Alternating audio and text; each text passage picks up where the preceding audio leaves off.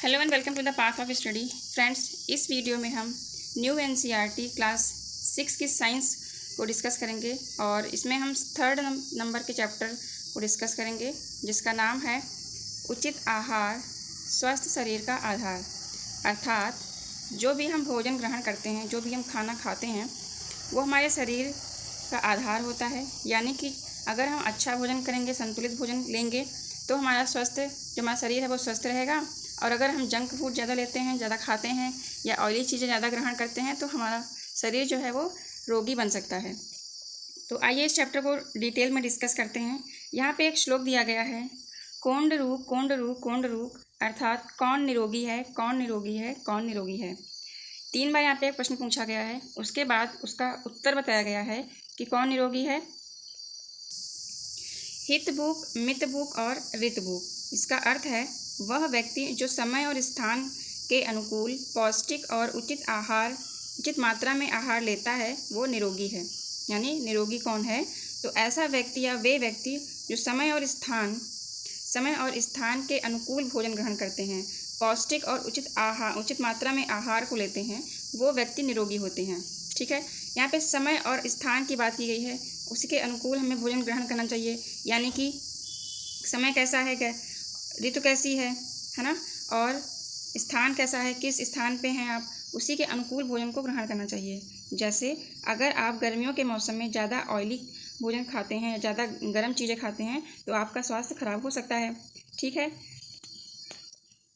तो हमें गर्मियों के मौसम में जो चीज़ें हमारे शरीर में ठंडक पहुंचाती हैं उनका सेवन करना चाहिए। ठीक है, जैसे कि खीरा है, ककड़ी है, इसके अलावा जितने भी रसदार फल होते हैं और दही है। ठीक है, इन ऐसे जो भोजन होते हैं वो हमारे शरीर को गर्मियों में ठंडक पहुंचाते हैं। तो इसीलिए हमें समय स्थान के अनुकूल पौष्टिक और उचित मात्रा में आहार को लेना चाहिए, जिससे आप निरोगी रहेंगे। मेदू और मिष्टी प्रतिदिन विद्यालय के नोटिस बोर्ड पर लिखे आज का विचार पढ़ते हैं। और आज का विचार क्या लिखा गया है वहाँ पे? अन्नेन जातानि जीवंती।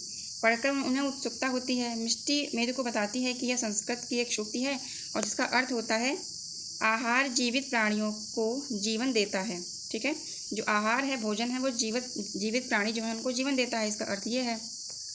ठीक है बच्चों, तो यहाँ पे बोर्ड पे लिखा हुआ है थॉट ऑफ द डे, अन्नेन जातानि जीवंती। और ये जो सूक्ति है, जो संस्कृत की सूक्ति है, वो कहाँ से ली गई है? वो ली गई है तैत्तिरीय उपनिषद से। ठीक है, तैत्तिरीय उपनिषद से अन्नेन जातानि जीवंती सूक्ति ली गई है। आइए आगे देख लेते हैं। यहाँ पे आगे हम प्रतिदिन आहार लेते हैं और अपने दैनिक जीवन में जो भी प्रतिदिन आहार लेते हैं उसको यहाँ पे टेबल में लिखने के लिए कहा गया है। तो आइए और आगे देख लेते हैं। विभिन्न क्षेत्रों का आहार, यानी कि जो भारत की अगर हम बात कर लेते हैं तो भारत के विभिन्न क्षेत्रों में जो आहार होता है वो भिन्न भिन्न प्रकार से होता है, अलग अलग प्रकार से होता है।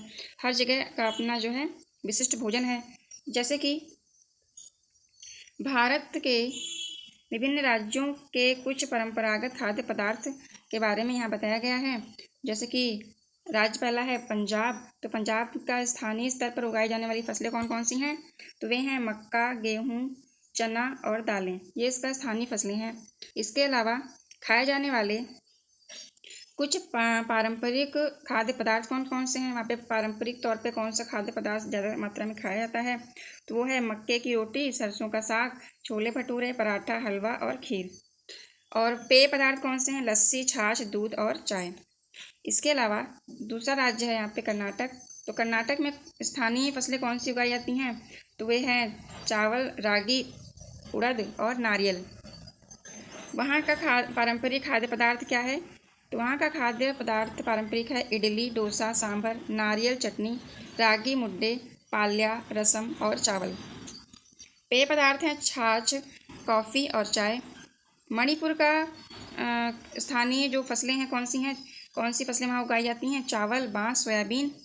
और पारंपरिक खाद्य पदार्थ है चावल, इरोम्बा जो कि एक प्रकार की चटनी है, उत्ती पीली मटर है और हरे प्याज की तरी, सिंगजू, कांगसोई, ये सभी वहाँ के पारंपरिक खाद्य पदार्थ हैं। पेय पदार्थ क्या है वहाँ का पारंपरिक फेमस क्या है? तो बिना दूध की चाय वहाँ के लोग पीना पसंद करते हैं। तो ये कुछ भारत के विभिन्न राज्यों के कुछ पारंपरिक खाद्य पदार्थों के बारे में यहाँ बताया गया था। तो यहाँ पे आप राज्यों में जो पारंपरिक खाद्य पदार्थ हैं वहाँ पे उनके बीच विभिन्नता को देख सकते हैं। आगे देखिए, यहाँ पे बताया गया है कि आप पारंपरिक खाद्य पदार्थों और स्थानीय स्तर पर उगाई जाने वाली फसलों के मध्य क्या संबंध पाते हैं। तो आपने अवलोकन किया होगा कि किसी राज्य का पारंपरिक आहार वहाँ उगाई जाने वाली स्थानीय फसलों पर ही आधारित होता है, यानी जो फसलें उगाई जा रही हैं तो वही कहीं ना कहीं उस राज्य का पारंपरिक आहार होता है। भारत एक कृषि प्रधान देश है। तो भारत क्या है? एक कृषि प्रधान देश है। आप बचपन से ही सुनते आ रहे होंगे, भारत एक कृषि प्रधान देश है जहाँ विविध प्रकार की मृदा और जलवायु होती है। इसके विभिन्न क्षेत्रों में मृदा के प्रकार, जलवायु परिस्थितियों के आधार पर भिन्न भिन्न फसलें उगाई जाती हैं। जिसका भारत के विभिन्न क्षेत्रों में आहारी प्रवृत्तियां उस विशेष क्षेत्र में की जाने वाली खाद्य फसलों की खेती, स्वाद प्राथमिकताओं, संस्कृति और परंपराओं के अनुकूल भिन्न हो सकती हैं। कहने का तात्पर्य यह है कि जो भी वहाँ पे आहार लिया जा रहा है, जो भी वहाँ के लोगों के खाने की आदतें हैं, प्रवृत्तियाँ हैं, आहार जो ग्रहण करते हैं, वो सभी किन किन चीज़ों पे डिपेंड करता है वो बताया गया है। पहली चीज़ तो वहाँ का खाद्य फसलों की जो खेती है वो वहाँ पे क्या उगा रहे हैं इस पे डिपेंड करता है, ठीक है। दूसरी चीज़ वहाँ का जो स्वास्थ्य प्राथमिकताएँ हैं, कैसा भोजन वहाँ के लोग खाना पसंद करते हैं। तीसरी चीज़ ये बताई गई है कि संस्कृति और परंपराओं, यानी कि जो संस्कृति वहाँ की कैसी है, कल्चर वहाँ का कैसा है, ठीक है। तो उस पर भी जो है आहारी प्रवृत्तियाँ डिपेंड होती हैं। आगे समय के साथ भोजन पकाने की पद्धतियाँ कैसे परिवर्तित हुई। तो धीरे धीरे क्या हुआ, सबसे पहले लोग जो है बहुत पहले भोजन कहाँ पकाते थे, चूल्हे पे पकाते थे, लेकिन धीरे धीरे भोजन पकाने की पद्धतियों में परिवर्तन हुआ और अब तो जो है गैस, उसके बाद में अब गैस स्टोव पहले आए, उसके बाद में अब इलेक्ट्रिक जो चूल्हे होते हैं वो आ गए हैं। तो धीरे धीरे खान पान की आदतें भी भिन्न भिन्न होती गई अलग अलग राज्यों की। हमारे भोजन के विकल्प और भोजन बनाने की पद्धतियाँ एक दूसरे से भिन्न होती हैं, ठीक है। तो क्या समय के साथ खान पान की आदतें और भोजन पकाने की पद्धतियाँ परिवर्तित हो गई हैं, इसको यहाँ पे देखेंगे। तो कुछ पारस्परिक चर्चा करने के बाद में यहाँ पे आगे बताया गया है कि भोजन पकाने की पद्धतियाँ, जिन्हें पाक पद्धति भी कहते हैं, जिन्हें क्या कहते हैं, पाक पद्धति, जो भोजन को बनाने की विधि होती है उसको बोलते हैं पाक पद्धति। तो समय के साथ परिवर्तित हो गई। पारंपरिक व आधुनिक पाक पद्धति में बहुत अंतर है। पहले के समय भोजन पकाने के लिए अधिकतर पारंपरिक चूल्हों का उपयोग किया जाता था और अब क्या होता है, अब भोजन पकाने के लिए अधिकांश लोग आधुनिक गैस चूल्हों का उपयोग करते हैं। जैसे यहाँ पे आप इस चित्र में देख पा रहे होंगे, सबसे पहले क्या चूल्हे पे भोजन पकता था, ठीक है, पारंपरिक चूल्हे पे भोजन पकाया जाता था। लेकिन जब धीरे धीरे पद्धतियों में परिवर्तन हुआ तो उसके बाद में आधुनिक गैस चूल्हा आया और अब जो है आधुनिक गैस चूल्हों पे भोजन पकाया जाता है। इसके साथ ही पहले सिलबट्टा पे जो भी पीसने का सामग्री होती थी, जिसको पीसना होता था, उसको सिलबट्टे पे पीसा जाता था। लेकिन अब क्या है, उसकी जगह पे क्या आ गया है, तो अब इलेक्ट्रिक ग्राइंडर आ गए हैं, मिक्सी आ गई हैं, ठीक है। तो उनका इस्तेमाल किया जाता है पीसने के लिए। यहाँ पे लिखा है, पहले के समय में पत्थर के सिलबट्टे का उपयोग कर हाथों से पीसने का कार्य किया जाता था। इन दिनों हम खाद्य पदार्थों को आसानी से पीसने के लिए इलेक्ट्रिक ग्राइंडर यानी विद्युत चालित पिसाई मशीन का उपयोग करते हैं। भोजन पकाने और पीसने की अन्य विधियों का पता लगाइए, ठीक है। इसके अलावा भी बच्चों को बताया गया है कि आप अन्य विधियों का पता लगाइए कि कैसे भोजन को पकाया जाता था या फिर कैसे जो है भोजन सामग्रियों को पीसा जाता था। तो इन परिवर्तनों के प्रमुख कारण तकनीकी विकास, बेहतर परिवहन और बेहतर संचार साधन हो सकते हैं। तो ये जो परिवर्तन हो रहे हैं वो सब किस पे डिपेंड होते हैं, किसके कारण हुए हैं, तो तकनीकी का विकास हुआ, ठीक है। धीरे धीरे टेक्नोलॉजी का डेवलपमेंट हुआ और जो भी बेहतर परिवहन और बेहतर संचार के साधन जो विकसित हुए उससे जो है पाक पद्धतियों में भी परिवर्तन देखने को मिला।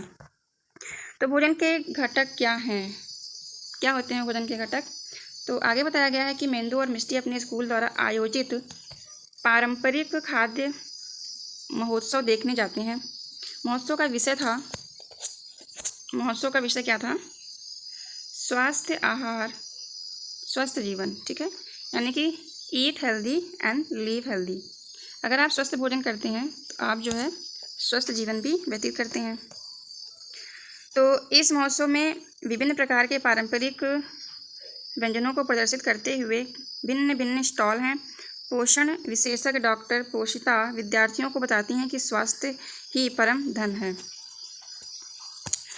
चलिए आगे बताया गया है। आइए जानते हैं डॉक्टर पोषिता के इस कथन का अभिप्राय क्या है। उन्होंने कहा स्वास्थ्य ही परम धन है, यानी कि जो परम धन है वो क्या है, हमारा स्वास्थ्य है। तो उसका तात्पर्य क्या है? क्या आप कभी बिना खाना खाए रहे हैं? जब आप खाना नहीं खाते तो आपको कैसा अनुभव होता है? जब हम कुछ समय तक भोजन नहीं करते तो हम थका हुआ और कम ऊर्जावान अनुभव करते हैं। आपके अनुसार एक मैराथन धावक दौड़ के समय और उसके पश्चात ग्लूकोज युक्त पानी क्यों पीता है? ताकि जो भी एनर्जी का लॉस हुआ है उसकी बॉडी से दौड़ने के टाइम पे, वो एनर्जी को वापस जो है अपनी बॉडी में ला सके, खुद को एनर्जेटिक फील करा सके, इसलिए वो ग्लूकोज पीते हैं दौड़ने के तुरंत बाद और उससे पहले भी पीते हैं। अब यहाँ पे बात की गई ग्लूकोज की, तो ग्लूकोज क्या है? आपने कभी ना कभी ग्लूकोज का नाम सुना होगा। नहीं सुना है तो कभी ना कभी आपने कोल्ड ड्रिंक तो पी होगी और या फिर ग्लूकॉन डी पी होगी। तो ये सभी जो है ग्लूकोज के ही सोर्स होते हैं जिससे हमें एनर्जी प्राप्त होती है। ग्लूकोज शरीर को तुरंत ऊर्जा प्रदान करता है। ग्लूकोज कार्बोहाइड्रेट का एक उदाहरण है। ठीक है, जो ग्लूकोज है वो किसका एग्जाम्पल है? कार्बोहाइड्रेट का एग्जाम्पल है। आपने बहुत से पोषक तत्वों के नाम सुने होंगे, जैसे कि कार्बोहाइड्रेट है, वसा है, प्रोटीन है, खनिज लवण है, ठीक है, विटामिन्स हैं। तो ये सभी क्या है? पोषक तत्व हैं। इसी में से एक पोषक तत्व की बात की गई है, पहला है कार्बोहाइड्रेट। कार्बोहाइड्रेट का उदाहरण क्या है? ग्लूकोज। ठीक है, तो हमारे आहार में ऊर्जा के प्राथमिक स्रोतों में से एक है। ठीक है, आहार में ऊर्जा का प्राथमिक जो भी स्रोत होते हैं उसमें से एक प्रमुख स्रोत क्या है? कार्बोहाइड्रेट है। ये हमें किन किन चीज़ों से प्राप्त होता है? तो कार्बोहाइड्रेट हमें अनाजों से प्राप्त होता है। जैसे कि कौन कौन से अनाजों से प्राप्त होता है? गेहूँ से, चावल से, मक्का, साग भाजी जैसे आलू और शकरकंद से प्राप्त होता है। ठीक है, सब्जियों से भी प्राप्त होता है, अनाजों से भी प्राप्त होता है और इसके अलावा फलों से भी हमें कार्बोहाइड्रेट हमारे शरीर को प्राप्त होता है। तो फल कौन से हो सकते हैं? जैसे कि केला है, अनानास है। आम में कार्बोहाइड्रेट जो है आम में प्रचुर मात्रा में पाया जाता है। यहाँ पे कुछ कार्बोहाइड्रेट समृद्ध आहार दिए गए हैं जिसमें सबसे ज़्यादा मात्रा में कार्बोहाइड्रेट पाया जाता है। तो उसके नाम यहाँ पे देख लीजिए, बाजरा, चावल, गेहूँ, शकरकंद, आलू, गन्ना, केला, अनानास, आम और मक्का। ठीक है, आगे क्या आप जानते हैं कि सामान्य चीनी भी एक प्रकार का कार्बोहाइड्रेट है? यानी यहाँ पे देखिए गन्ना दिया गया ना, कार्बोहाइड्रेट का समृद्ध आहार, और गन्ने से ही चीनी बनती है, गन्ने से ही जैगरी बनती है, गुड़ बनता है। तो ये सभी जो है कार्बोहाइड्रेट के भी सोर्स होते हैं, स्रोत होते हैं। ठीक है, तो आपके विचार से सर्दियों में पारंपरिक आहार के रूप में हम लड्डू खाना क्यों पसंद करते हैं? क्योंकि लड्डू की मुख्य सामग्री है बेसन, आटा, घी, गुड़ या चीनी, गोंद और अनेक प्रकार के मेवे हैं। घी और विभिन्न प्रकार के तेलों को एक अन्य प्रकार के खाद्य घटक के समूह में रखा जाता है जिसे हम वसा कहते हैं।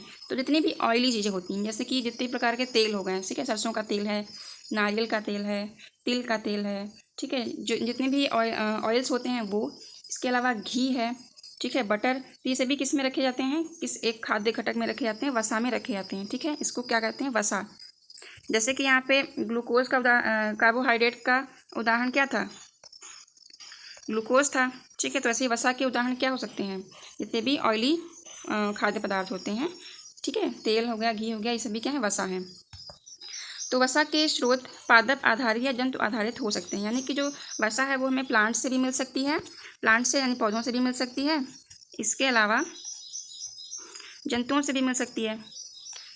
ठीक है, तो इसके उदाहरण देख लेते हैं।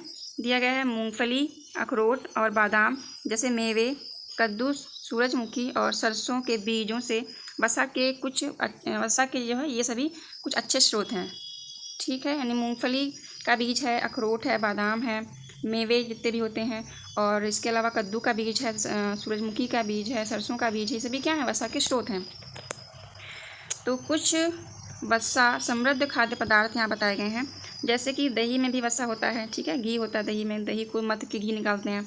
इसके अलावा बादाम है, काजू, तिल, सोयाबीन, मूंगफली, अखरोट, सूरजमुखी के बीज, पिस्ता और मक्खन। ठीक, तो ये सभी क्या हैं?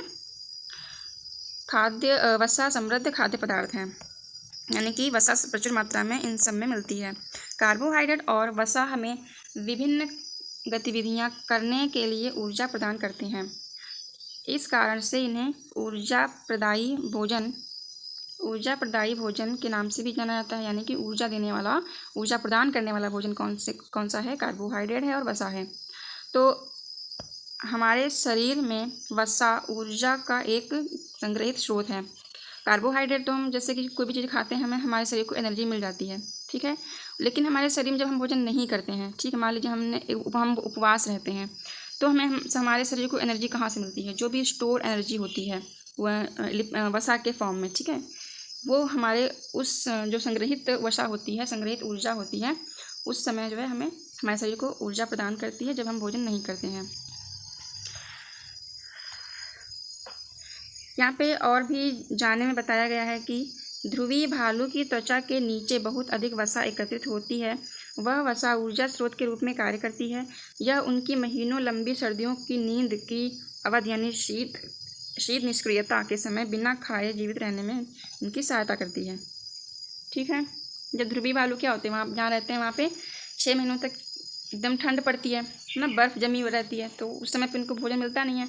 तो उस समय ये क्या करते हैं? शीत निष्क्रियता में चले जाते हैं, ठीक है, यानी कोई एक्टिविटी नहीं करते हैं, बस लेटे रहते हैं किसी सुरक्षित स्थान पे जाके, या सोते रहते हैं।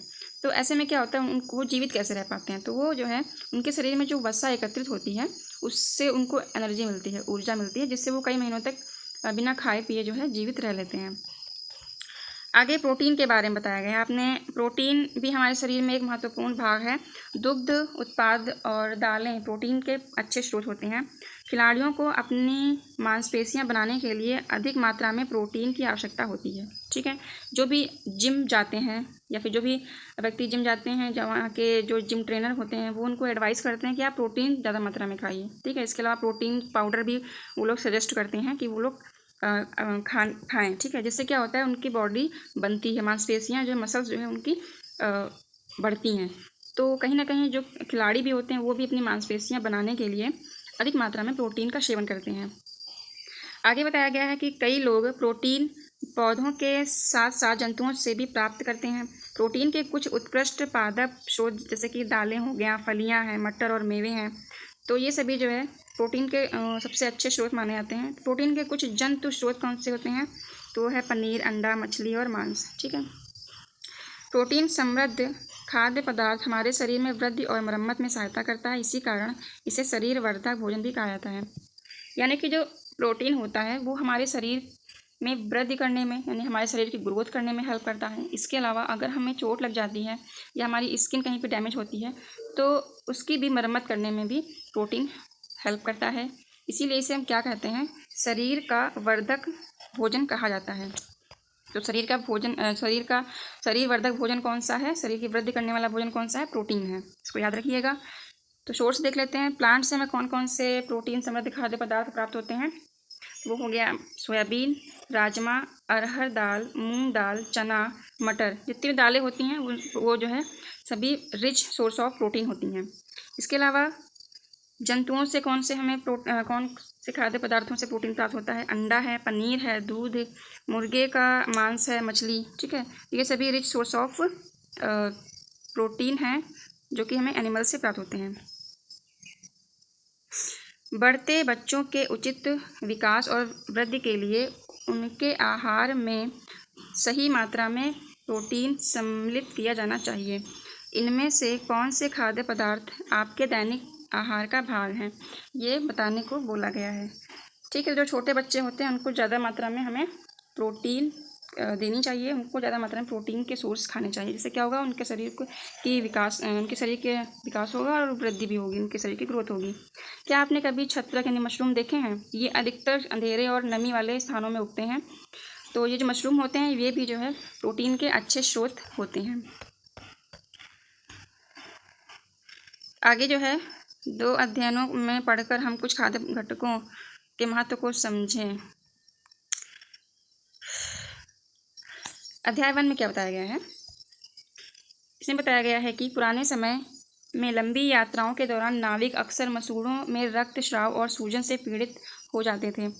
1746 में लंबी यात्रा के दौरान स्कॉटलैंड के चिकित्सक जेम्स लिंड ने देखा कि जिन नाविकों ने नींबू और संतरे का सेवन किया वे इस रोग से मुक्त हो गए।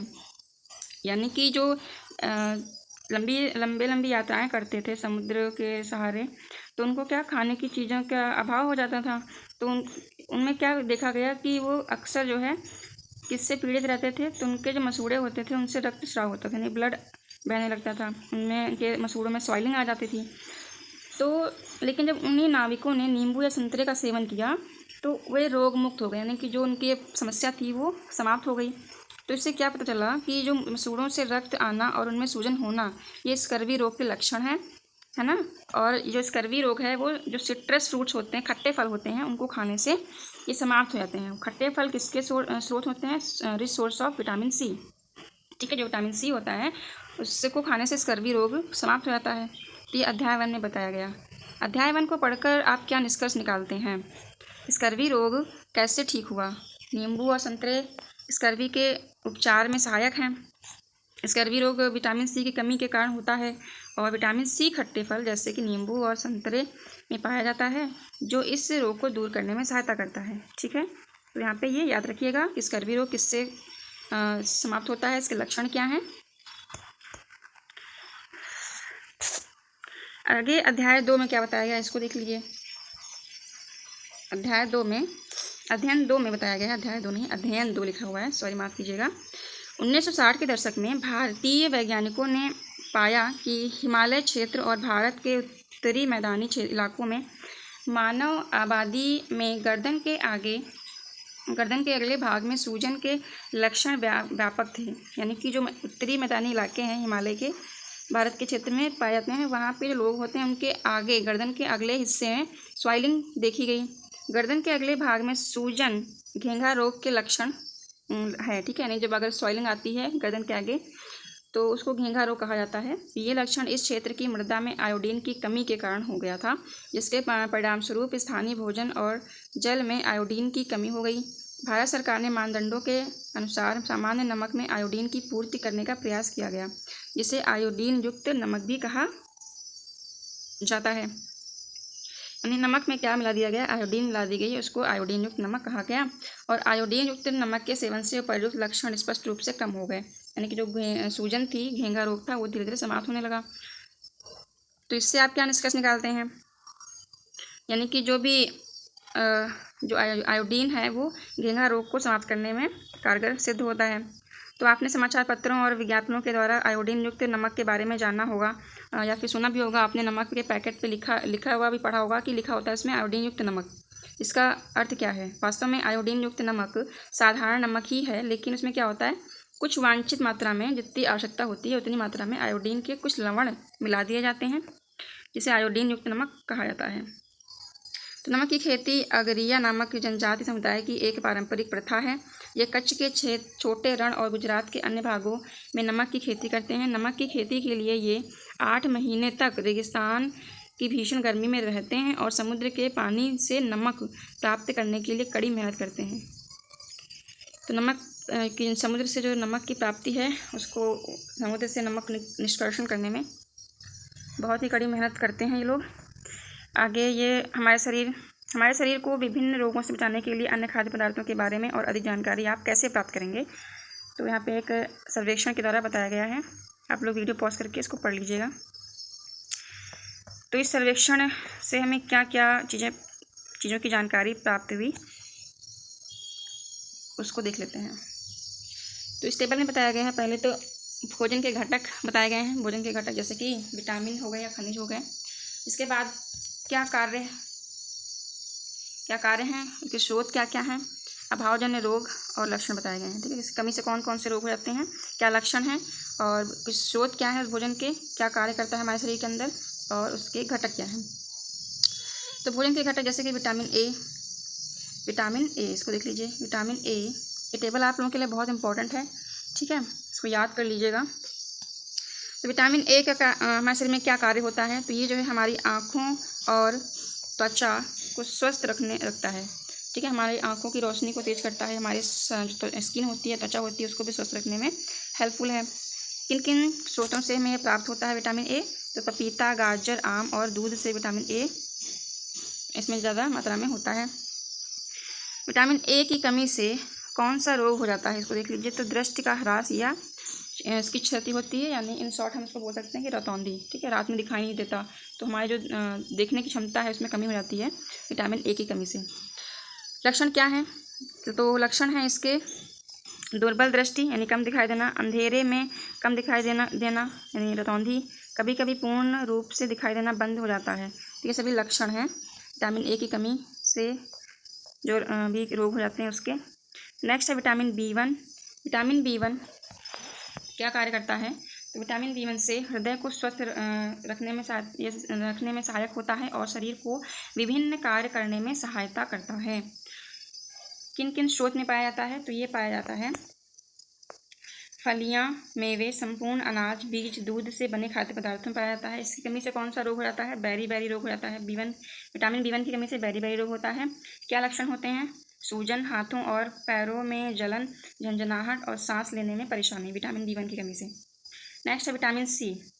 विटामिन C जो है हमारे शरीर को रोगों से लड़ने में हमारी सहायता करता है, हमारे शरीर को रोगों से बचाता है। कहाँ पाया जाता है? किन किन खाद्य पदार्थों में? तो विटामिन C जितने भी खट्टे फल होते हैं, जैसे कि आंवला हो गया, संतरा है, नींबू है, इसके अलावा अमरूद है, हरी मिर्च में भी विटामिन C रिच मात्रा में, बहुत ज़्यादा मात्रा में पाया जाता है। तो याद रखिएगा यहाँ पे। इसकी कमी से कौन सा रोग हो जाता है? स्कर्वी रोग हो जाता है। क्या लक्षण है? तो मसूड़ों में खून आना, खून निकलने लगता है, घाव भरने में अधिक समय लगता है। विटामिन डी की जो है वो हमारे शरीर को अस्थि और दांतों के स्वास्थ्य के लिए शरीर में कैल्शियम के अवशोषण में सहायता करता है। यानी कि जो हमारी हड्डियां हैं, हमारे जो दांत हैं, उनको स्वस्थ रखने के लिए हमें किसकी ज़रूरत पड़ती है? कैल्शियम की ज़रूरत पड़ती है ना। और जो कैल्शियम होता है वो डायरेक्टली हमारी बॉडी एब्जॉर्ब नहीं कर सकती है, तो वो किसके थ्रू एब्जॉर्ब होती है? तो ये जो है विटामिन डी की सहायता से कैल्शियम हमारा शरीर है वो विटामिन डी की सहायता से कैल्शियम को एब्जॉर्ब करता है, उसका अवशोषण करता है। ठीक है, ये बात ध्यान रखिएगा। तो किन स्रोतों में विटामिन डी पाया जाता है? तो एक तो सूर्य के प्रकाश में पाया जाता है, दूध में होता है, मक्खन, मछली और अंडे में विटामिन डी ज़्यादा मात्रा में पाया जाता है। विटामिन डी की कमी से कौन सा रोग हो जाता है? रिकेट्स रोग होता है। क्या लक्षण है इसके? तो अस्थियों का मुलायम होकर मुड़ जाना, यानी जो अस्थियाँ होती हैं वो टेढ़ी मेढ़ी सी हो जाती हैं। तो ऐसे जो भी लक्षण ऐसे जिसके व्यक्ति में मिलते हैं उसको रिकेट्स रोग हो जाता है, ऐसा बोलते हैं। ये रिकेट्स रोग जो है किसकी कमी से होता है? विटामिन डी की कमी से होता है। और जो विटामिन डी है वो हेल्पफुल होता है कैल्शियम के एब्जॉर्प्शन में, ये चीज़ याद रखिएगा, इंपॉर्टेंट है। आगे देखिए, नेक्स्ट है कैल्शियम। तो कैल्शियम हमारे अस्थियों और दांतों को स्वस्थ रखने में सहायता करता है। किन किन खाद्य पदार्थों में कैल्शियम पाया जाता है? वे खाद्य पदार्थ हैं दूध, सोया, दही, चीज़, पनीर। ठीक है, तो इन सब में जो है कैल्शियम पाया जाता है। अस्थि और दंत क्षय इसकी कमी से हो जाते हैं, और इसके लक्षण क्या है? दुर्बल अस्थियाँ और दंत क्षय। दंत क्षय मतलब समझ पा रहे हैं? दांतों का गिरना, ठीक है, या दांत कमजोर हो जाते हैं, तो किसकी कमी से होते हैं? कैल्शियम की कमी से होते हैं। अगला है आयोडीन। तो आयोडीन हमारे शरीर और मानसिक क्रियाओं में सहायक होता है। ठीक है, जो भी एक्टिविटी हमारी शरीर की तरह होती हैं, जो भी मेंटली जो हम एक्टिविटी करते हैं उसमें हेल्पफुल होती हैं। और ये रिच कहाँ पाए जाते हैं? रिच सोर्स सबसे ज़्यादा मात्रा में आयोडीन किस खाद्य पदार्थ में मिलता है? तो ये मिलता है आयोडीन युक्त नमक में, सिंघाड़े में, समुद्री शैवालों में मिलता है। यहाँ पे याद रखिएगा आयोडीन सिंघाड़ा में भी होता है। ठीक है, घेंघा रोग इसकी कमी से हो जाता है, जिसे हम गॉइटर भी बोलते हैं। और इसके लक्षण क्या है गॉइटर के? तो ये गर्दन के अग्रभाग में सूजन इस रोग में देखने को मिलता है। नेक्स्ट है आयरन या लौह तत्व। तो ये जो है हमारे रक्त के लिए महत्वपूर्ण घटक होता है। हमारे ब्लड में आयरन की कमी से अगर हमारे शरीर में आयरन की कमी होती है तो हमारे शरीर में रक्त यानी कि जो ब्लड है उसकी कमी भी हो जाती है। तो आगे कौन कौन से स्रोत होते हैं इसके? तो हरे पत्तेदार जो साग होते हैं, सब्जियां होती हैं, इसके अलावा चुकंदर और अनार में सबसे ज़्यादा मात्रा में आयरन पाया जाता है। तो आयरन की कमी से खून की कमी हो जाती है हमारे शरीर में, जिसको एनीमिया या फिर रक्ताल्पता कहते हैं। एनीमिया कहते हैं या रक्ताल्पता कहा जाता है खून की कमी की बीमारी को। और इसके लक्षण क्या होते हैं? तो दुर्बलता व सांस लेने में कठिनाई होती है, यानी हमारा शरीर कमज़ोर हो जाता है और हमें सांस लेने में दिक्कत होती है। ठीक है, तो ये थी विटामिन और खनिज, उनके कार्य, उनके कुछ खाद्य स्रोत और उनके कमी से होने वाले रोग, विकार और उनके लक्षणों का ये चार्ट था। आपने देखा, ये बहुत इंपॉर्टेंट है, इसको आप याद कर लीजिएगा। ठीक है, आगे देख लेते हैं। तो चित्र 3.5 ऊपर जो चित्र दिया गया था उससे आपने क्या सीखा? आपने यह सीखा कि विटामिन जो हैं, जैसे कि ए है, B1 है, C है, विटामिन डी है, ये सभी विटामिन और खनिज जो खाद्य पदार्थ होते हैं, खाद्य घटक होते हैं, जैसे कि कैल्शियम है, आयोडीन है और आयरन है। ये 2 समूह हैं जो हमारे शरीर की विभिन्न रोगों की रक्षा करते हैं। लेकिन हम विटामिन और खनिजों की कमी के कारण होने वाले रोगों और विकारों को कैसे ठीक कर सकते हैं, उस चीज़ को भी देखा। यानी कि जो भी विटामिन और खनिज से हमारे शरीर में रोग उत्पन्न हुआ है, तो उसको मतलब कि समाप्त करने के लिए, उस रोग को, उस विकार को अपने शरीर से हटाने के लिए हम वैसे ही जो उसके स्रोत हैं खाद्य पदार्थों के, उनका ज़्यादा मात्रा में सेवन करेंगे, तो ये जो है इसको कम किया जा सकता है, जो भी रोग होता है। आगे यहाँ पे विटामिन ए के कुछ स्रोत बताए गए हैं, देख लीजिए विटामिन ए के स्रोत क्या हैं। ऊपर भी आपने पढ़ाई था, फिर से देख लीजिए। आम है, गाजर है, पपीता है, दूध है। B1 का स्रोत क्या है? पनीर है, कद्दू के बीज हैं, चावल, दूध, गेहूँ और अलसी के बीज विटामिन B1 के रिच सोर्स होते हैं। विटामिन C के स्रोत क्या होते हैं? तो अमरूद है, नींबू, हरी मिर्च, आंवला, टमाटर और संतरा। डी के स्रोत क्या है? विटामिन डी के खाद्य मशरूम है, मक्खन है, दूध है, मछली है और अंडा है। ठीक है, आगे पढ़ लीजिए। लिखा है कि जो खाद्य घटक ऊर्जा प्रदान करते हैं, फिर से देखिए, लिखा है कि जो खाद्य घटक ऊर्जा प्रदान करते हैं, शारीरिक वृद्धि में सहायता और रोगों से सुरक्षा एवं रोगों को ठीक करने में सहायता करते हैं और विभिन्न शारीरिक क्रियाओं को सुचारू करते हैं, उन्हें क्या कहते हैं? उन्हें पोषक तत्व कहते हैं। ठीक है, तो ये डेफिनेशन दी गई है। पोषक तत्व कौन से होते हैं, या फिर पोषक तत्व से आप क्या समझते हैं? तो ऐसे खाद्य घटक जिनसे हमें ऊर्जा प्राप्त होती है और वे शरीर की वृद्धि में, यानी शरीर की ग्रोथ में सहायता करते हैं, रोगों से लड़ने में सहायता करते हैं, रोगों से हमारे शरीर की रक्षा करते हैं और रोगों को ठीक करने में जो सहायता करते हैं, तो ऐसे और विभिन्न शारीरिक क्रियाओं को सुचारू बनाने में हेल्प करते हैं, वो सभी पोषक तत्व कहलाते हैं। ठीक है, क्या क्या पोषक तत्वों के उदाहरण बताइए, अगर पूछ ले तो क्या उदाहरण होते हैं? तो हमारे आहार के प्रमुख पोषक तत्वों में कार्बोहाइड्रेट, प्रोटीन, वसा, विटामिन और खनिज सम्मिलित हैं। ठीक है, पोषक तत्व कौन से होते हैं? कार्बोहाइड्रेट, प्रोटीन, वसा, विटामिन और खनिज। विटामिन और खनिज को सुरक्षात्मक पोषक तत्व भी कहा जाता है। याद रखिएगा, सुरक्षात्मक पोषक तत्व किसे कहते हैं? तो सुरक्षात्मक पोषक तत्व होते हैं विटामिन और खनिज। आगे बताया गया है कि ये पोषक तत्व हमारे शरीर को रोगों से बचाने और हमें स्वस्थ रखते हैं। आपके माता पिता ने आपको नियमित रूप से दूध, हरे साग, फल, साबुत अनाज खाने की सलाह दी होगी। ये खाद्य पदार्थ विटामिन और खनिजों से भरपूर हैं। यद्यपि विटामिन और खनिजों की आवश्यकता अल्प मात्रा में ही होती है, लेकिन ये हमारे शरीर को स्वस्थ रखने के लिए आवश्यक हैं।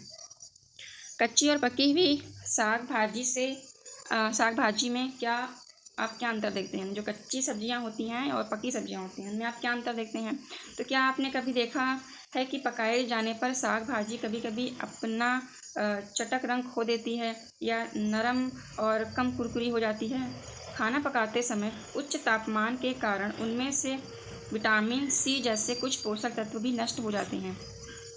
यानी कि जो सब्जियां होती हैं उनको अगर हम पकाते हैं तो उससे जो कुछ पोषक तत्व भी इसमें नष्ट हो जाते हैं। कटी हुई या छिली हुई साग भाजी और फलों को धोने से भी कुछ विटामिन नष्ट हो जाते हैं। फिर भी उपभोग से पहले सभी फलों और साग सब्जियों को अच्छे से धोया जाना आवश्यक होता है। ठीक है, क्यों आवश्यक होता है? पहले तो बताया गया कि जो भी चीज़ें होती हैं वो पका लें तो नष्ट हो जाएंगी, जो पोषक तत्व होंगे, या उनका जो छिकला है वो छील दिया जाए, उनको धो दिया जाए, काटने के बाद धो दिया जाए, तो उसमें जो पोषक तत्व होते हैं, विटामिन होते हैं, वो नष्ट हो जाते हैं। तो फिर क्यों हम ऐसे क्यों नहीं खा लेते? ऐसे उनको धुल के क्यों खाने को बोला गया है? कसा इसलिए बोला गया है तो क्योंकि उसमें बहुत ही सूक्ष्म जो है सूक्ष्म कीड़े मकोड़े होते हैं जो कि हमें नॉर्मल आँखों से नहीं दिखाई देते हैं, ठीक है, जो कि वो हमारे शरीर में जाके हाँ जो हमारे बॉडी को हार्म पहुंचा सकते हैं, हानि पहुंचा सकते हैं, रोग उत्पन्न कर सकते हैं, ठीक है। तो उन सब चीज़ों से बचने के लिए हमें साग सब्जियां फल वगैरह जो है धोकर ही खाने चाहिए।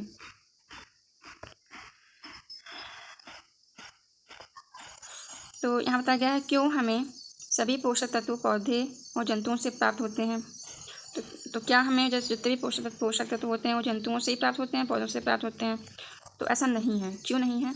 जैसे कि नमक हो गया, तो नमक जैसे पोषक तत्व समुद्र के पानी या चट्टानों से प्राप्त किए जा सकते हैं, ठीक है। इसके अलावा जो विटामिन डी है वो हमारे शरीर को सूरज की रोशनी से प्राकृतिक रूप से हमारे शरीर में बनता है, ठीक है। तो ज़रूरी नहीं है कि जितने भी पोषक तत्व हम ग्रहण कर रहे हैं वो केवल दो चीज़ों से ही प्राप्त होते हैं, दो मतलब कि ऑर्गेनिज्म से प्राप्त होते हैं, जैसे प्लांट हो गया या फिर जंतु हो गए, ऐसा नहीं है, ठीक है। इसके उदाहरण यहाँ पे दो दिए गए हैं, आप देख सकते हैं। आगे बताया गया है कि फल और साग आहारीय रेशे यानी फाइबर जो होते हैं वो भरपूर होते हैं। जो भी हम फल हम खाते हैं, जो भी सब्जियां खाते हैं, उसमें आहारी रेशे यानी फाइबर्स प्रचुर मात्रा में उपलब्ध होते हैं। तो आइए देखते हैं कि आहारी रेशे हमारे लिए किस प्रकार से लाभदायक हैं। आवश्यक पोषक तत्वों के अतिरिक्त हमारे शरीर को आहारीय रेशे और जल की आवश्यकता होती है। आहारीय रेशे जिन्हें हम वृक्षांश भी कहते हैं, ठीक है। आहारी रेशों को और क्या कहा जाता है? वृक्षांश कहा जाता है। ये नाम याद रखिएगा, वृक्षांश। ये हमारे शरीर को कोई पोषक तत्व प्रदान नहीं करते हैं, ठीक है। ऐसा नहीं कि हमारे शरीर में कोई जो है उसकी ग्रोथ में हेल्प कर रहे हों या फिर हमारे शरीर में ऊर्जा हमें प्रोवाइड करवा रहे हों, तो ऐसा कोई वो काम नहीं करते हैं। तो फिर क्यों हमारे शरीर के लिए आवश्यक होते हैं? तो ये हमारे शरीर को अपचय आहार से छुटकारा दिलाने में मदद करते हैं। यानी कि जो हम भोजन खाते हैं उसमें से कुछ भोजन के भाग ऐसे होते हैं जो कि हमारी बॉडी को पचा नहीं पाती है। तो वैसे बचे हुए जो वेस्ट होता है खाद्य का, जो भोजन का वेस्ट होता है, वो हमारे शरीर से बाहर कैसे निकलेगा? तो उसको शरीर से बाहर निकालने में ये वृक्षांश यानी जो आहारी रेशे होते हैं वो मदद करते हैं, ठीक है। तो यही बताया गया है आगे कि यह हमारे शरीर को अपचय आहार से छुटकारा दिलाने में मदद करता है और मल के सुचारू निकास को सुनिश्चित करता है। हमारे आहार में वृक्षांश मुख्य रूप से पादप उत्पादों द्वारा प्राप्त किया जाता है, ठीक है। तो मेनली जो है ये प्लांट प्रोडक्ट जो होते हैं उसी से ये वृक्षांश फाइबर्स हमारी बॉडी में पहुंचते हैं और ये जो है जो हमारी बॉडी वेस्ट ऑफ फूड होता है उसको बाहर निकालने में हेल्प करते हैं। हमारे आहार में वृक्षांश मुख्य रूप से पादपों से प्राप्त होता है, जैसे कि हरे पत्तेदार साग, ताजे फल, साबुत अनाज, दालें, मेवे वृक्षांश के अच्छे स्रोत माने जाते हैं। वे कौन से खाद्य स्रोत हैं जो हमारे शरीर को जल प्रदान करते हैं? यहाँ ये देख लीजिए, बताया गया है कि जहाँ तक संभव हो स्थानीय स्तर पर उगाया हुआ या पौधों से मिलने वाले खाद्य पदार्थों का सेवन किया जाना चाहिए, क्योंकि यह न केवल हमारे शरीर को स्वस्थ रखता है बल्कि हमारे पर्यावरण और हमारे ग्रह यानी पृथ्वी के लिए भी अच्छा माना जाता है। जल भी हमारे भोजन का एक अनिवार्य अंश है। यह भोजन से पोषक तत्वों को अवशोषित करने में शरीर की सहायता करता है। यह पसीने और मूत्र के माध्यम से शरीर से अपशिष्ट पदार्थों को बाहर निकालता है। हमें स्वस्थ रहने के लिए नियमित रूप से पर्याप्त जल पीना चाहिए, ठीक है। तो जल हमारे शरीर के लिए किस प्रकार से हेल्पफुल है? एक तो हमारे शरीर से अपशिष्ट पदार्थों को जल या मूत्र के माध्यम से बाहर निकालता है। इसके अलावा जो भी हम भोजन ग्रहण कर रहे हैं, जो भी अंदर हमारी जो एक्टिविटी हो रही है बॉडी के अंदर भोजन को एब्जॉर्ब करने में, उसमें भी ये हेल्प करता है, ठीक है। तो आगे यहाँ पे एक वैज्ञानिक का परिचय दिया गया है, बताया गया है कि उनका नाम क्या बताया गया है? कोलुथुर गोपालन ने भारत में पोषण अनुसंधान की शुरुआत की। उन्होंने 500 से अधिक भारतीय खाद्य पदार्थों का उनके पोषण मूल्यों के आधार पर विश्लेषण किया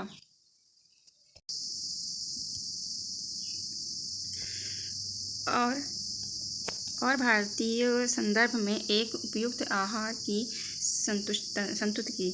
उन्होंने भारतीय आबादी के पोषण स्थिति पर किए गए सर्वेक्षण का नेतृत्व किया, जिसमें प्रोटीन, ऊर्जा और अन्य खाद्य घटकों में व्यापक स्तर पर कमियों की पहचान की। इसके परिणाम स्वरूप 2002 में मध्याह्न भोजन योजना लागू की गई, जिसे प्रधानमंत्री पोषण शक्ति निर्माण योजना यानी PM पोषण कहा जाता है। इस योजना का उद्देश्य भारत के सरकारी सहायता प्राप्त स्कूलों में संतुलित आहार उपलब्ध कराना है। इस योजना ने देश भर में करोड़ों बच्चों के स्वास्थ्य और पोषण को बेहतर बनाने में महत्वपूर्ण भूमिका निभाई है। ठीक है, यहाँ पे 2 से 3 चीज़ें याद रखिएगा। पहली चीज़ तो ये प्रधानमंत्री पोषण शक्ति योजना यानी PM योजना कब प्रारंभ की गई थी, जिसे मध्याह्न भोजन योजना भी कहते हैं। इन शॉर्ट आपने सुना होगा मिड डे मील, है ना। मिड डे मील सरकारी स्कूलों में बच्चों को दिया जाता है, भोजन दिया जाता है। तो ये कब से प्रारंभ हुआ था? वर्ष 2002 से प्रारंभ हुआ था। इसका नाम क्या है? मध्याह्न भोजन योजना या फिर प्रधानमंत्री पोषण शक्ति निर्माण योजना। चलिए आगे देख लेते हैं। आगे भोजन के विभिन्न घटकों का परीक्षण कैसे करना है, हम कैसे जानेंगे कि किसी पदार्थ में कौन सा पोषक तत्व पाया जा रहा है, उसके लिए यहाँ पे आगे बताया गया है। आइए जानें कि विभिन्न खाद्य पदार्थों में कौन से पोषक तत्व होते हैं। जैसे कि मंड है, तो मंड एक प्रकार का क्या है? कार्बोहाइड्रेट है। तो कार्बोहाइड्रेट, वसा और प्रोटीन जैसे कुछ पोषक तत्वों का पता सरल परीक्षणों से लगाया जा सकता है, जबकि कुछ अन्य का पता केवल प्रयोगशाला में ही लगाया जा सकता है। तो आइए यहाँ पे हम इस चैप्टर में जो मुख्य 3 पोषक तत्व हैं उनका पता लगाएंगे, उनका परीक्षण करेंगे।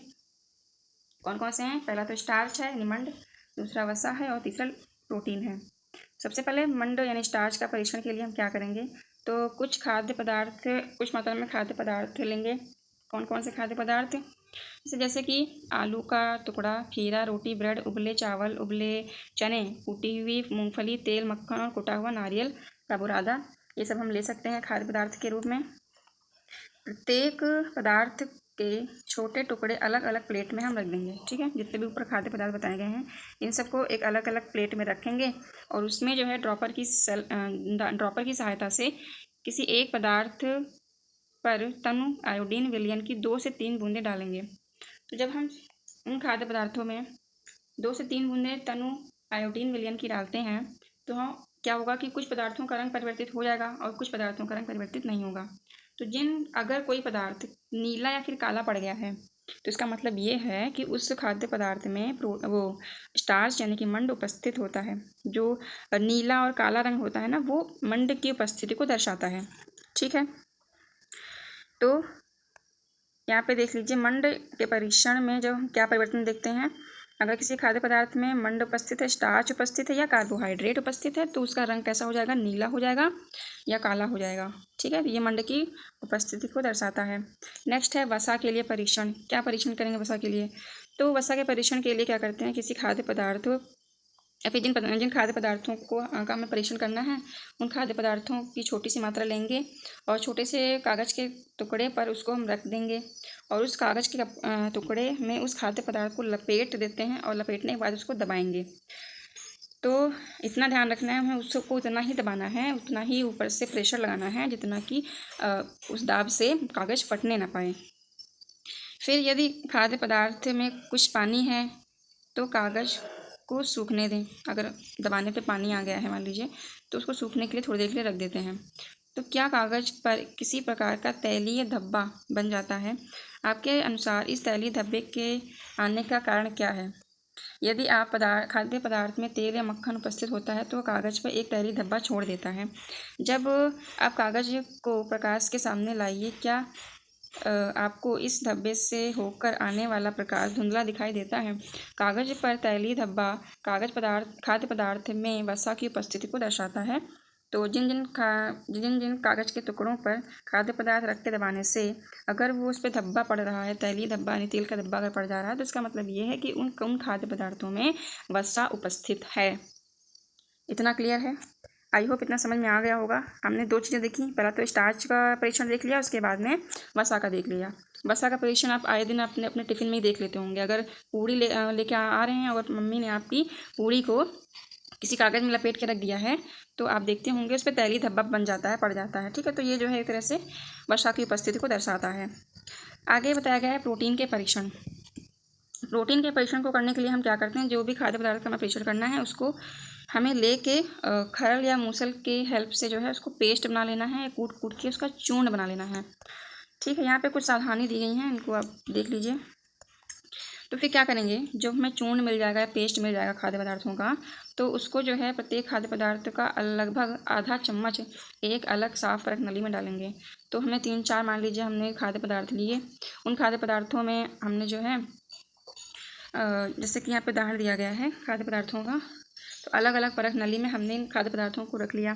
सोयाबीन को रखा, ठीक है, मान लीजिए ये परख नली है, हमने इसमें सोयाबीन रख ली कूट के, मटर को कूट के पेस्ट बना के रख दिया, ठीक है। इसमें जो है मूंगफली डाल दी, मूंगफली को ऐसे नहीं डालना है, कूट के पेस्ट बना के चूर्ण बना के डालना है, ठीक है। चावल का हमने पेस्ट बना के डाल दिया, ब्रेड हो गया, ठीक है। तो इन सब पे जो है थोड़ी मात्रा हमने इसमें जो परख नली है उसमें डाल दी। उसके पश्चात क्या करते हैं, इसमें थोड़ा सा पानी मिला लेते हैं, पानी मिला के हमको उसको शेक करना है, यानी हिलाना है। जब इसमें हम कुछ ड्रॉप पानी के डाल देंगे तो क्या बन जाएगा, एक लिक्विड फॉर्म में बन जाएगा।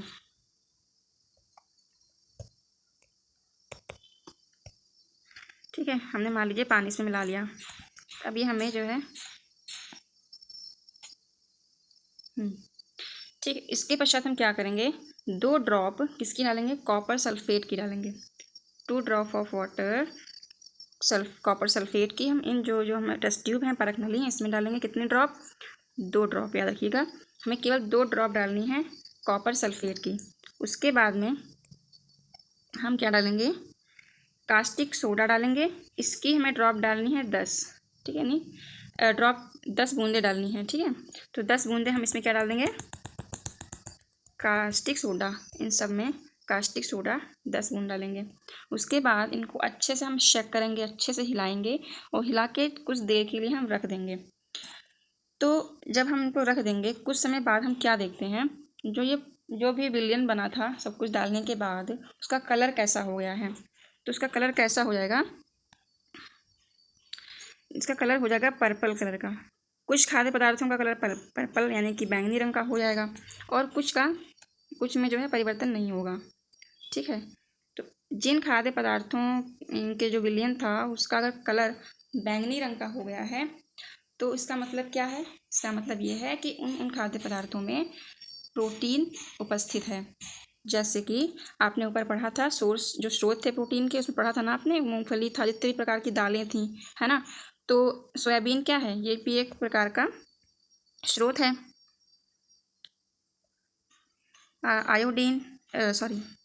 सोयाबीन, मटर और मूंगफली, ये तीनों क्या हैं, प्रोटीन इसमें उचित मात्रा में पाई जाती है। तो ये इनका जो विलयन है उनका कलर परिवर्तित होकर बैंगनी रंग का हो जाएगा। लेकिन जो बाकी ब्रेड है और चावल है, इसमें क्या पाया जाता है, इसमें पाया जाता है स्टार्च, कार्बोहाइड्रेट या मंड पाया जाता है। तो इसमें जो है प्रोटीन का कोई अवशेष नहीं होते हैं, इसलिए इनका जो विलयन का कलर होगा वो परिवर्तित नहीं होगा। तो यानी इस परीक्षण से, इस प्रैक्टिकल से हमें क्या पता चला कि जिन पदार्थों में प्रोटीन की उपस्थिति होती है, जिन खाद्य पदार्थों में प्रोटीन की उपस्थिति होती है, उन विलयन का कलर कैसा हो जाएगा, बैंगनी रंग का हो जाएगा, ठीक है।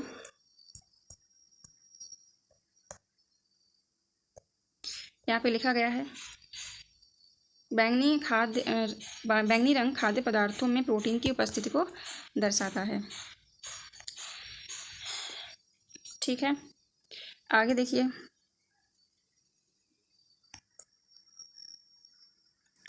तो कौन से खाद्य पदार्थ एक से अधिक पोषक तत्वों की उपस्थिति को दर्शाते हैं।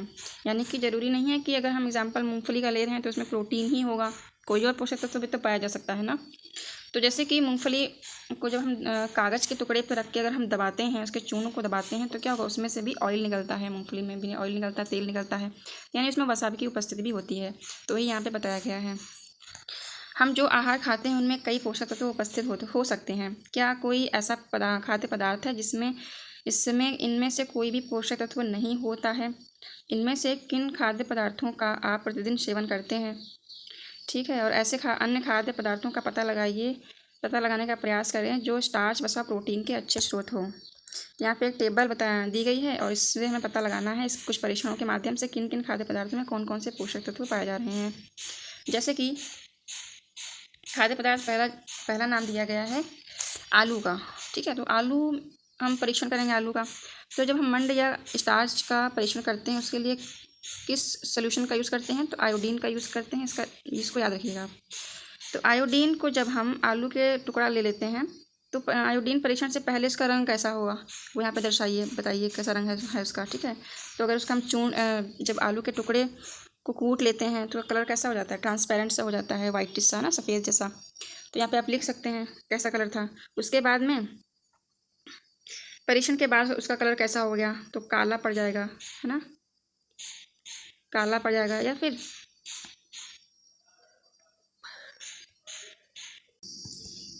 नीला पड़ जाएगा। ठीक है, तो यहाँ पे आप लिख सकते हैं काला या नीला। उसके बाद में वसा परीक्षण में तैलीय धब्बे, तो आलू में तो होता नहीं है, बस आप आए तो उसको डैश कर दीजिए, फिर कट कर दीजिए, ऐसे छोड़ दीजिए। ठीक है, यहाँ पे उपस्थित होता है तो हाँ लिख दीजिए, बाकी में नहीं। ठीक है, खीरा, तो खीरे में क्या पाया था, खीरे में भी स्टार्च कार्बोहाइड्रेट पाया जाता है। ठीक है, तो उसको भी ऐसे इसमें इस टेबल में आप मेंशन कर सकते हैं। उबले चावलों में भी स्टार्च होता है। ठीक है, तो आयोडीन के परीक्षण से पहले कैसा होगा, सफ़ेद होगा और इसके बाद में काला पड़ जाएगा या फिर नीला हो जाएगा। फिर अगला दिया गया है उबले चने। तो उबले चने या फिर चने में क्या होता है, प्रोटीन ज़्यादा मात्रा में पाया जाता है। तो आप यहाँ पे आ जाइए प्रोटीन वाले सेक्शन में। तो उबले चने प्रोटीन परीक्षण से पहले कैसा रंग होता है, उसका भूरा रंग होता है, और प्रोटीन के परीक्षण के बाद कैसा रंग हो जाएगा, बैंगनी रंग का हो जाएगा। तो यानी यहाँ पे आप आगे हाँ लिख सकते हैं, इसमें यहाँ पे हाँ लिख दीजिए, यानी प्रोटीन उपस्थित है। इसमें नहीं लिख दीजिए, इसमें नहीं लिख दीजिए मंड वाले में। फिर ऐसे ही मूंगफली है, रोटी है, मक्खन है, नारियल है, या फिर अन्य खाद्य पदार्थों को भी आप इंक्लूड कर सकते हैं। मूंगफली में वसा भी होता है, प्रोटीन भी होता है। रोटी में क्या होता है, कार्बोहाइड्रेट या मंड होता है। मक्खन में वसा होता है और नारियल में कार्बोहाइड्रेट उपस्थित होता है। तो इस आधार पर आप इस टेबल को कंप्लीट कर सकते हैं। आइए अब जानते हैं कि संतुलित आहार क्या होता है। क्या समझते हैं आप संतुलित आहार से? तो क्या सभी व्यक्तियों की पोषण संबंधी आवश्यकताएं समान होती हैं? क्या आपको और आपके दादा दादी या नाना नानी को एक ही प्रकार के या समान मात्रा में पोषक तत्वों की आवश्यकता होती है ना?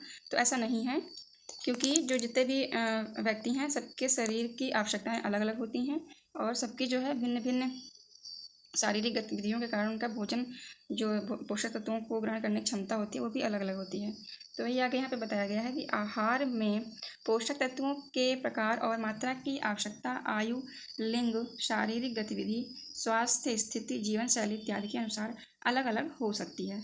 ठीक है, तो संतुलित आहार होता क्या है, इसकी डेफिनेशन यहाँ बताई गई है।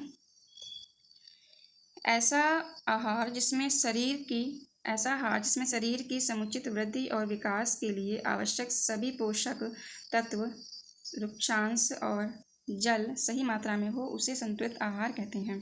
ठीक है, तो संतुलित आहार से आप क्या समझते हैं, क्या परिभाषा है संतुलित आहार की? तो ऐसा भोजन या फिर ऐसा आहार जिसमें शरीर की समुचित वृद्धि हो, शरीर का समुचित विकास हो, शरीर की सभी आवश्यकताओं की पूर्ति हो रही हो, यानी सभी शरीर को सभी पोषक तत्व मिल रहे हों, और इसके अलावा वृक्षांश और जल की सही मात्रा को संतुलित आहार कहते हैं।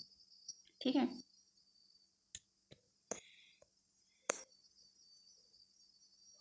तो आगे यहाँ पे आलू के चिप्स एक साइड दिए गए हैं और भुने हुए चने में पोषक संबंधी जानकारी दी गई है कि किसमें कितनी कितनी मात्रा में कौन कौन से पोषक तत्व पाए जाते हैं। ठीक है, तो आलू के चिप्स में ऊर्जा कितनी होती है, कितने कैलोरी होती है वो बताई गई है। ठीक है, जबकि इसमें कितनी होती है, 355 किलो कैलोरी भुने चने में। वसा 35 ग्राम, और इसमें वसा सबसे कम होती है 6 ग्राम। कार्बोहाइड्रेट 53 ग्राम होती है, और इस भुने चने 10 ग्राम के भुने चने के पैकेट में, मतलब कि 10 ग्राम भुने चने में कार्बोहाइड्रेट कितना है, 58.58 ग्राम है। प्रोटीन 7 ग्राम है, इसमें प्रोटीन 18.64 ग्राम है। आहारी रेशे इसमें 4.8 ग्राम है, जबकि आहारी रेशे भुने चने में 16.8 ग्राम है। तो आहार के पैकेट पर पोषण संबंधी जानकारी के आधार पर आप इनमें से कौन सा आहार चुनेंगे और क्यों चुनेंगे बताया गया है। ठीक है, सबसे ज़्यादा पोषण प्रदान करने वाला तत्व कौन सा है इसमें से, इन दोनों में? तो वो है भुने हुए चने। तो कुछ खाद्य पदार्थों में उच्च शर्करा और वसा की मात्रा के कारण अधिक कैलोरी होती है। साथ ही उनमें कुछ बहुत मात्रा में प्रोटीन, खनिज, विटामिन और आहारी रेशे भी होते हैं। तो इन खाद्य पदार्थों को अस्वास्थ्यप्रद खाद्य यानी जंक फूड कहा जाता है। इन खाद्य पदार्थों में आलू के चिप्स, टॉफ़ी, कार्बोनेटेड पेय जो भी कोल्ड ड्रिंक्स होती हैं वो शामिल की गई हैं। जंक फूड में चिप्स, टॉफ़ी और कोल्ड ड्रिंक है उसको शामिल किया जाता है। इन खाद्य पदार्थों के अधिक सेवन करने से हमारे स्वास्थ्य के लिए ये अच्छा नहीं होता है और इनके अधिक सेवन से व्यक्ति में मोटापा हो जाता है। ऐसे व्यक्ति अन्य स्वास्थ्य संबंधी रोगों से भी पीड़ित हो सकता है। तो आपको डॉक्टर पोषिता के कथन हमेशा याद, उन्होंने ऊपर कहा था, क्या कहा था, एक कथन उन्होंने बोला था कि स्वास्थ्य ही परम धन है, यानी कि जो हमारा स्वास्थ्य है वो ही सबसे अच्छा धन है, परम धन है। हमें स्वस्थ रहने के लिए अपने शरीर का ध्यान रखना चाहिए। स्वस्थ शरीर के लिए संतुलित आहार लेना और जंक फूड से परहेज करना चाहिए। खुशहाल व सुखी जीवन जीने के लिए अच्छा स्वास्थ्य अनिवार्य है। ठीक है। और भी जानने में बताया गया है कि पैकेट बंद खाद्य पदार्थों के पैकेट पर पोषक तत्वों की जानकारी होनी चाहिए। जानकारी में प्रत्येक पोषक तत्व की मात्रा सूचीबद्ध होनी चाहिए। कभी कभी प्रबलीकरण यानी फोर्टिफिकेशन के दौरान आहार के पोषण गुणवत्ता को बेहतर बनाने के लिए उसमें अधिक पोषक तत्व मिलाए जाते हैं। आयोडीन युक्त नमक और शिशु आहार फोर्टिफाइड खाद्य पदार्थों के उदाहरण हैं। ठीक है। जैसे कि फोर्टिफाइड आहार क्या है, जिसमें कुछ उसकी पोषकता को बढ़ाया जाए, ठीक है, वो और अधिक जो है हमें पोषण प्रदान करे, तो उस खाद्य पदार्थों को बोलते हैं फोर्टिफाइड। उदाहरण के लिए जैसे कि नमक है, नमक में आयोडीन मिला देते हैं तो वो बन जाता है आयोडीन युक्त नमक। ये भी एक फोर्टिफाइड खाद्य पदार्थ का उदाहरण है। इसके अलावा जब भी छोटे बच्चों यानी शिशु का आहार आता है, छोटे बच्चों के जो भोजन आते हैं उसमें भी अलग से जो है पोषक तत्व मिलाए जाते हैं, तो ये भी एक फोर्टिफाइड खाद्य पदार्थ का उदाहरण है, याद रखिएगा इसको। आगे बताया गया है कि भारतीय खाद्य सुरक्षा और मानक प्राधिकरण FSSAI एक सरकारी एजेंसी है जो भारत में खाद्य गुणवत्ता को नियंत्रित करती है। ठीक है।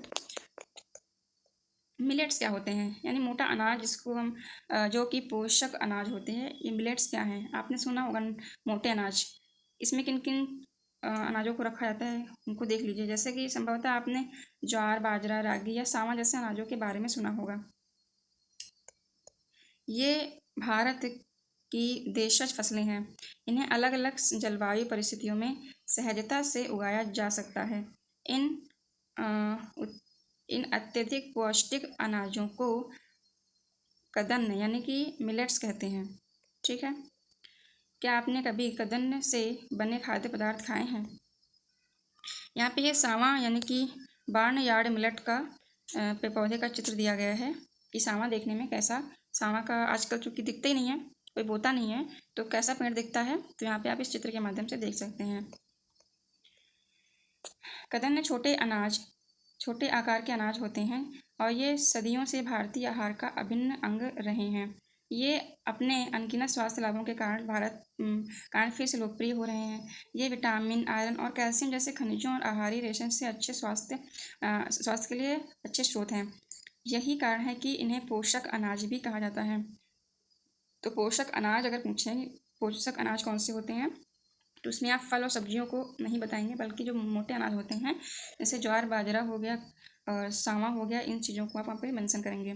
ये हमारे शरीर के सामान्य कामकाज के लिए आवश्यक संतुलित आहार में महत्वपूर्ण योगदान देते हैं। ठीक है। तो आगे जो है खाद्य मील यानी फूड माइल के बारे में बताया गया है कि खेत से हमारी थाली तक वो कैसे पहुँचता है। ठीक है। तो खेत से भोजन हमारी थाली तक कैसे पहुँचता है, इस प्रक्रिया के क्या चरण हैं, किन किन चरणों से होकर गुजरता है और हमारी थाली तक पहुँचता है, इसके बारे में है ये हम जान लेते हैं। क्या आप जानते हैं कि अनाज के अंकुरित होने के बाद उसका आटा बनाने तक कितना समय और कितनी मेहनत लगती है? तो आइए हम जो रोटी खाते हैं उससे बनाने की पूरी प्रक्रिया को समझने के लिए चित्र का अवलोकन करें। सबसे पहले क्या होता है, यहाँ पे देखिए रोटी की कहानी क्या है, खेत से थाली तक। तो सबसे पहले जो बीज हैं उसको खेतों में उनकी बुआई होती है, इनको हम खेत में बोते हैं। उसके बाद में फसल उगती है। फसल उगने के बाद में उसकी फसलों की सिंचाई की जाती है। ठीक है। इसमें और भी जो पेस्टिसाइड वगैरह हैं डालते हैं। खाद्य जो खनिज जो भी उर्वरक हैं वो डालते हैं, खनिज पदार्थ डालते हैं।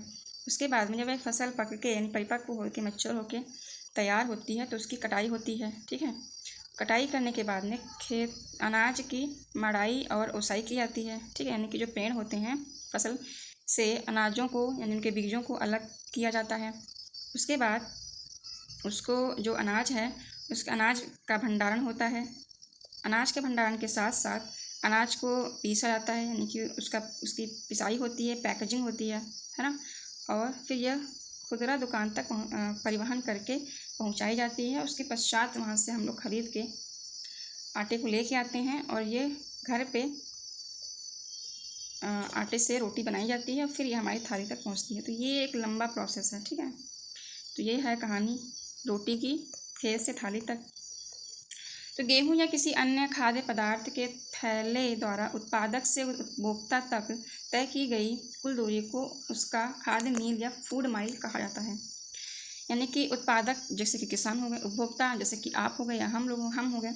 तो एक किसान से जो खाने वाला व्यक्ति है, जो उपभोग करने वाला व्यक्ति है, उससे किसान से वहाँ तक पहुँचने की जो पूरी दूरी है, जो खाद्य पदार्थ तय कर रहा है, उसको फूड माइल या खाद्य मील कहते हैं। खाद्य मील को कम करना महत्वपूर्ण है क्योंकि इसमें परिवहन के दौरान लागत और प्रदूषण को कम करने में सहायता मिलती है।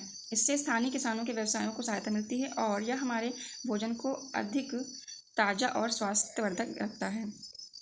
ठीक है, तो बहुत से लोग भोजन को अपनी थाली में बिना खाए छोड़कर उसे बर्बाद करते हैं। हमें यह याद रखना चाहिए कि हमारे किसान और समुदाय के अन्य सदस्य खेत से हमारी थाली तक भोजन पहुंचाने में कितना समय लगाते हैं और कितना श्रम करते हैं। हमें उतना ही भोजन थाली में लेना चाहिए जितना हम उसे खा सकें। इससे भोजन की बर्बादी कम होगी। भोजन को खेत से थाली तक पहुंचने में सम्मिलित विभिन्न प्रक्रियाओं की समय सीमा यानी टाइमलाइन का पता लगाने का प्रयास करने की बात की गई है। तो आगे बोला गया है इसमें कि स्वस्थ खाएं, ये देखिए, स्वस्थ खाएं, मिल बांट कर खाएं और खाने का सम्मान करें, स्थानीय उत्पादकों का समर्थन करें। ठीक है, तो आइए अब इस पूरे चैप्टर का हम सारांश देख लेते हैं। क्या सार है, पूरी समरी यहाँ बताई गई है पूरे चैप्टर की। तो आइए फटाफट देख लेते हैं, यहाँ पे इसके बाद चैप्टर कंप्लीट हो जाएगा आपका। पहला पॉइंट बताया गया है, संपूर्ण भारत में लोग विविध प्रकार के आहार लेते हैं जिसमें विभिन्न खाद्य घटक उपस्थित होते हैं। खाद्य घटक ऊपर पढ़ लिया आपने कौन कौन से खाद्य घटक होते हैं। ठीक है, किसी क्षेत्र में की जाने वाली खाद्य फसलों की खेती, भिन्न भिन्न प्रकार के आहार की उपलब्धता, स्वाद प्राथमिकता, संस्कृति परंपराओं के अनुसार खान पान की आदतें भिन्न भिन्न हो सकती हैं। ऊपर एक्सप्लेन कर दिया था मैंने। समय के साथ पाक पद्धतियाँ परिवर्तित हो गई। खाना पकाने की पारंपरिक और आधुनिक तरीकों में बहुत अंतर है। ठीक है, आपने देखा था ऊपर। आहार हमें ऊर्जा प्रदान करता है और हमारे शरीर की वृद्धि और विकास में सहायता करता है और यह हमें स्वस्थ रहने में मदद करता है और रोगों से हमें बचाता है। अगला पॉइंट, हमारे आहार में प्रमुख पोषक तत्व जैसे कि कार्बोहाइड्रेट, वसा, प्रोटीन, विटामिन और खनिज तत्व हैं। इसके अतिरिक्त आहारी रेशे, जल भी आवश्यक घटक हैं। ठीक है, ये तो हो गए पोषक तत्व से ये सारे। और इसके अलावा कौन से भोजन के घटक हैं, तो आहारी रेशे और जल भी भोजन के घटक हैं, याद रखिएगा। नेक्स्ट पॉइंट में बताया गया है कि कार्बोहाइड्रेट और वसा प्राथमिक ऊर्जा स्रोत हैं जबकि प्रोटीन शरीरवर्धक स्रोत तत्व है। ठीक है, शरीरवर्धक कौन है पोषक तत्व, प्रोटीन है, और प्राथमिक स्रोत कौन से हैं, कार्बोहाइड्रेट और वसा है। प्रोटीन और विटामिन और खनिज हमारे शरीर को मजबूती प्रदान करते हैं, हमारे शरीर को मजबूत बनाते हैं, संक्रमण से बचाते हैं और हमें स्वस्थ रखने में सहायता करते हैं। संतुलित आहार उचित मात्रा में सभी अनिवार्य पोषक तत्व प्रदान करता है तथा इसमें पर्याप्त मात्रा में आहारी रेशे और जल उपस्थित होता है। लंबे समय तक हमारे आहार से एक या अधिक पोषकों की कमी से रोग या विकार हो जाते हैं। ठीक है, ऊपर देखा था ना आपने, नाविकों जो भी यात्री थे, नाविक थे, उनके मसूड़ों से खून आता था, रक्त आता था और उनमें स्वेलिंग थी। तो उनमें कौन सी कमी, विटामिन की कमी हो गई थी। विटामिन सी की कमी से उनमें जो स्कर्वी रोग हो गया था, है ना। और स्कर्वी रोग दूर कैसे हुआ था, तो विटामिन सी के जो स्रोत हैं, खट्टे फल जैसे कि नींबू, संतरा, जब उन्होंने खाएं तो वो जो बीमारी थी उनकी दूर हो गई। ठीक है। आगे बताया गया है कि जंक फूड अस्वास्थ्यकर होते हैं क्योंकि उनमें शर्करा और वसा की मात्रा अधिक होती है, परंतु प्रोटीन, खनिज, विटामिन और आहारी रेशे कम होते हैं। मिलेट को मोटे अनाज यानी पोषक अनाज भी कहते हैं क्योंकि ये हमारे शरीर को सामान्य कार्य करने के लिए आवश्यक मात्रा में पोषक तत्व प्रदान करते हैं। इनकी खेती विभिन्न जलवायु परिस्थितियों में आसानी से की जा सकती है। स्थानीय स्तर पर उगाया हुआ तथा पौधों से मिलने वाले खाद्य पदार्थों का सेवन न केवल हमारे हमारे शरीर को स्वस्थ रखता है, बल्कि हमारे पर्यावरण और हमारे ग्रह यानी पृथ्वी के लिए भी अच्छा होता है। आगे बताया गया है किसी खाद्य पदार्थ द्वारा उसके उत्पादन के स्थान पर उपभोक्ता तक तय की गई कुल दूरी को हम खाद्य मील कहते हैं। हमें कभी भी भोजन बर्बाद नहीं करना चाहिए और हमें भोजन उतना ही लेना चाहिए जितना कि हम खा सकें। ठीक है, तो आगे यहाँ पे ये चैप्टर कंप्लीट होता है। नेक्स्ट वीडियो में हम चैप्टर नंबर 4 को देखेंगे जिसका नाम है चुंबकों को जाने। ठीक है, इसमें हम मैग्नेट के बारे में देखेंगे। तो ये चैप्टर यहाँ पे कंप्लीट होता है। आई होप आपको वीडियो पसंद आई होगी। अगर आपको ये चैप्टर समझ में आया है, हमारी वीडियो आपको पसंद आई है तो लाइक कीजिएगा, हमारे चैनल को सब्सक्राइब कीजिए ताकि आने वाली वीडियोज़ का नोटिफिकेशन आपको मिल सके। Thank you for watching. जय हिंद।